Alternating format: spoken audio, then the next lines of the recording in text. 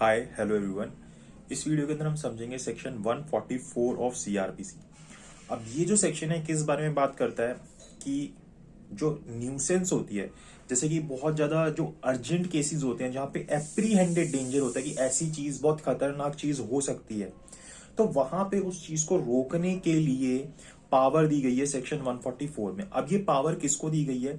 ये तीन लोगों को पावर दी गई है। ये तीनों नाम में आप याद रखना, ये एग्जाम में पूछे जा सकते हैं। पूछता है मतलब प्री के अंदर इस तरीके के क्वेश्चन।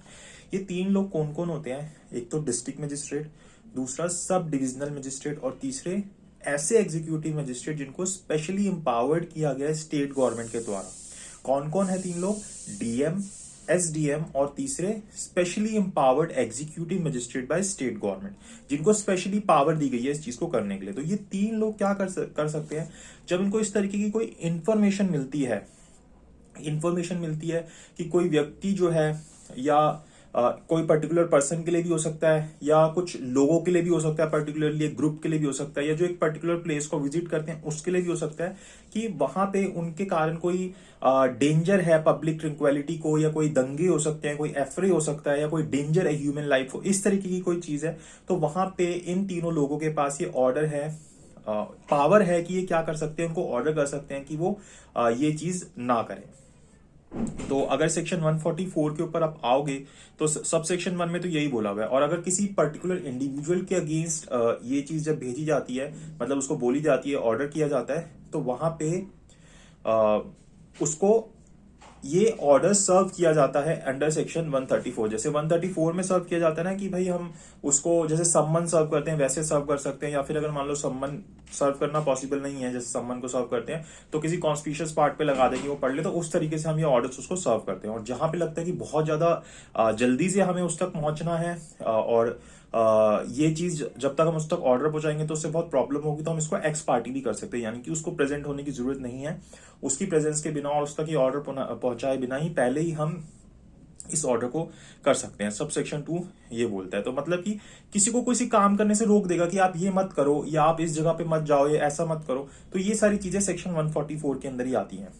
अब यहाँ पे कर्फ्यू और सेक्शन 154 अलग होता है, दोनों को हमें कंबाइन नहीं करना होता। कर्फ्यू के अंदर टोटल रिस्ट्रेन हो जाता है, आपको कुछ भी करने की परमिशन नहीं होती। सेक्शन 154 में ऐसा 144 में ऐसा नहीं होता।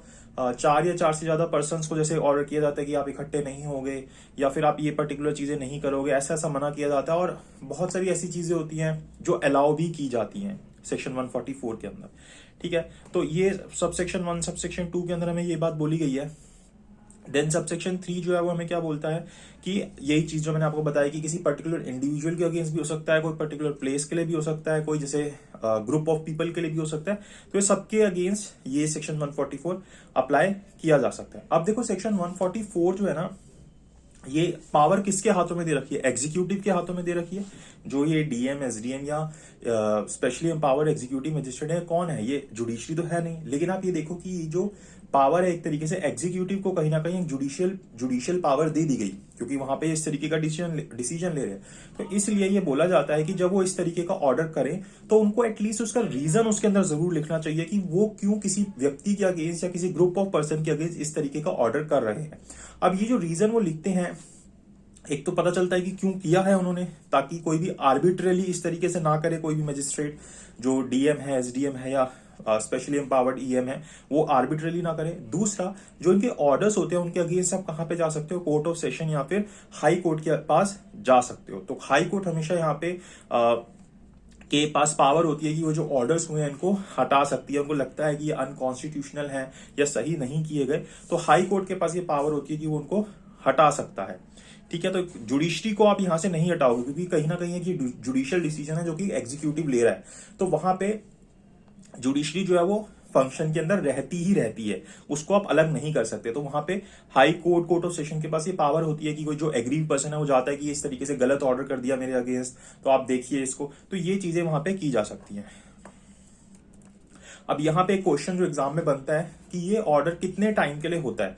तो अभी आई थिंक राजस्थान प्री का जो एग्जाम था उसके अंदर भी आया था, तो मैक्सिमम 2 मंथ्स के लिए ये होता है, जिसको स्टेट गवर्नमेंट जो है 6 मंथ्स तक एक्सटेंड कर सकती है। तो यही चीज पूछी गई थी कि जो सेक्शन 144 है उसके अंदर कितने टाइम पीरियड तक इसको एक्सटेंड किया जा सकता है स्टेट गवर्नमेंट के द्वारा। तो मैक्सिमम 6 मंथ्स तक के लिए एक एग्जीक्यूटिव मजिस्ट्रेट जो स्पेशली इंपावर्ड है या डीएम या एसडीएम का जो 144 का ऑर्डर है उसको मैक्सिमम स्टेट गवर्नमेंट 6 मंथ्स तक एक्सटेंड कर सकती है। सबसेक्शन 4 की प्रोविजियो के अंदर ये बात बोली गई है, जहां पे स्टेट गवर्नमेंट को ऐसा लगता है कि वही डेंजर है, ह्यूमन लाइफ को कोई प्रॉब्लम हो सकती है, हेल्थ सेफ्टी, तो वहां पे स्टेट गवर्नमेंट ही कर सकती है, 144 अप्लाई कर सकती है।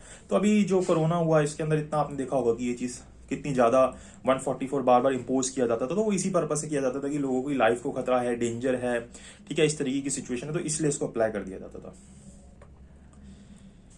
अब यहाँ पे सबसेक्शन 5 जो है वो क्या बोलता है कि कोई भी जो मजिस्ट्रेट होता है चाहे खुद चाहे अपने मोशन के ऊपर, मतलब either on his own motion on an application of any aggrieve party, मतलब कोई भी जो जैसे आपने किसी के अगेंस्ट किया वो कह रहा है कि भाई मेरे अगेंस्ट आपने गलत कर दिया, और अल्टर एनी रिसाइंड और alter any order made under this section, तो वो इसको चेंज कर सकता है कि अच्छा इससे आपको प्रॉब्लम हो रही है, नहीं होनी चाहिए, तो उसको चेंज कर सकता है, या खत्म कर सकता है कि अच्छा चाहिए तो गलत चीज हो गई है, ऐसे नहीं होना चाहिए, तो वो रिसाइंड भी कर सकता है। कोई भी मजिस्ट्रेट ये चीज कर सकता है बाय हिमसेल्फ और any magistrate subordinate to him और by his predecessor in office, की भाई उसका अगला जो आ रहा है या वो खुद कर सकता है या उसका जो सबऑर्डिनेट मजिस्ट्रेट है वो भी ये चीज कर सकता है, ठीक है।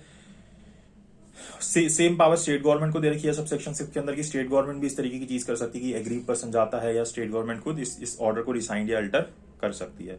और सबसेक्शन 7 बोलता है कि जहां पे कोई भी एप्लीकेशन लगाई जाती है कि भाई आप मजिस्ट्रेट के पास लगा रहे हो या स्टेट गवर्नमेंट के पास लगा रहे हो, जो एग्रीव पर्सन है कि जिसके अगेंस्ट ये ऑर्डर गलत हो गया, जिसको ऐसा लग रहा है कि मेरे अगेंस्ट नहीं होना चाहिए, तो जो मजिस्ट्रेट है या स्टेट गवर्नमेंट है एज अ केस में भी shall afford to the applicant early opportunity of hearing, तो उसको जल्द से जल्द सुना जाना चाहिए जो भी जब उसकी एप्लीकेशन लगी है, इधर in person or by pleader and showing cause against the order, या तो उसको इन पर्सन सुन लो कि हाँ भाई बताओ, या अगर वो अपने प्लीडर के द्वारा आना चाहता है, एडवोकेट के थ्रू आना चाहता है, तो उसका प्लीडर भी आके उनको रिप्रेजेंट कर सकता है स्टेट गवर्नमेंट के सामने या फिर उस मजिस्ट्रेट के सामने। And if magistrate or the state government as a case में भी रिजेक्ट्स द एप्लीकेशन होली और इन part, he or it shall record the reason in writing for doing so, और अगर वो रिजेक्ट करता है कि नहीं आप जो है आपको इससे कोई प्रॉब्लम नहीं हो रही है, आप मेरे पास बेकार में आए हो, आपको कोई इससे कुछ भी एग्रीव नहीं हो रहे, तो उसको रीजन जरूर लिखना है, चाहे स्टेट गवर्नमेंट हो चाहे एग्जीक्यूटिव मजिस्ट्रेट या डीएम एसडीएम हो।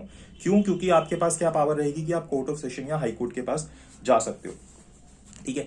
तो ये एट पब्लिक एट लार्ज के ऊपर भी इंपोज हो जाता है, इंडिविजुअल पर्सन के अगेंस्ट भी हो जाता है, तो ये सारी चीजें होती है। देन इसी के साथ एक अमेंडमेंट के थ्रू सेक्शन 144A को भी ऐड किया गया है। सेक्शन 144A जो है उसके अंदर क्या होता है कि जो सिक्योरिटी प्रोसीडिंग्स होती हैं, जैसे कई लोग अपनी पावर्स को शो करने की कोशिश करते हैं, ऐसे गन्स के थ्रू ऐसे शो कर देंगे हमारे पास ये चीजें, तो उसको रोकने का ऑर्डर किया जा सकता है 144A के अंदर, जिसको 2005 के अमेंडमेंट के अंदर ऐड किया गया था, और इसको इलीगल भी बनाया गया सेक्शन 153AA ऑफ आईपीसी के थ्रू, कि ये चीज आपको नहीं करनी, ठीक है। तो इस चीज के लिए बहुत इंपॉर्टेंट है सेक्शन 144A। तो जो भी पर्सन इन चीजों में इंडल्ज होते हैं, जो अपने आप को डिस्प्ले करते हैं बहुत ज्यादा एग्रेसिवनेस की भाई मेरे पास ये बंदूक है वो बंदूक है, तो इन चीजों को हटाने के लिए, तो यहाँ पे जो डिस्ट्रिक्ट मजिस्ट्रेट होते हैं वो क्या कर सकते हैं, इन चीजों के लिए एक ऑर्डर कर सकते हैं, और उस ऑर्डर की कितनी वैलिडिटी होती है, 3 मंथ्स की वैलिडिटी होती है। इनिशियली वो 3 मंथ का होता है, जिसको कोर्ट के थ्रू 6 मंथ्स के लिए एक्सटेंड किया जा सकता है कि इस तरीके की कोई भी एक्टिविटीज नहीं की जाएंगी, ठीक है। तो ये जो पर्टिकुलरली स्टेट गवर्नमेंट की पावर है जिसको वो डीएम को डेलीगेट कर देती है, डिस्ट्रिक्ट मजिस्ट्रेट को डेलीगेट कर देती है, ठीक है। और 153AA तो वही है जिसके अंदर कि भाई आप अगर कोई प्रोसेशन के अंदर गन्स, आर्म्स, एम्युनिशन इस तरीके की चीजें लेके जा रहे हो तो वो अपने आप में वहां पे ऑफेंस बताया गया है, ठीक है। तो ये चीज आती है इसके अंदर जो कि 144A में, बाकी हम और भी डिस्कस कर सकते हैं 144A के बारे में। यहाँ पे हम बेसिकली 144 पे मेन फोकस रखते हैं, बाकी अगर आपको कोई डाउट रहता है तो आप पूछ सकते हैं। 144A को हम और ज्यादा डिस्कस कर लेंगे, ठीक है। तो आई होप आपको यहाँ पे 144 सेक्शन समझ आया। अगर आपको कोई डाउट हो तो आप मुझसे कमेंट बॉक्स में कमेंट करके पूछ सकते हैं, और अगर आप जुडिशरी की कोचिंग लेना चाहते हैं तो आप मुझसे कांटेक्ट कर सकते हैं 7531000390 के ऊपर, व्हाट्सएप के ऊपर मैसेज करके। एंड अगर आप व्हाट्सएप से नहीं तो आप इंस्टाग्राम के थ्रू भी मुझसे कनेक्ट कर सकते हैं @kushantm के ऊपर। Thank you so much for watching this video.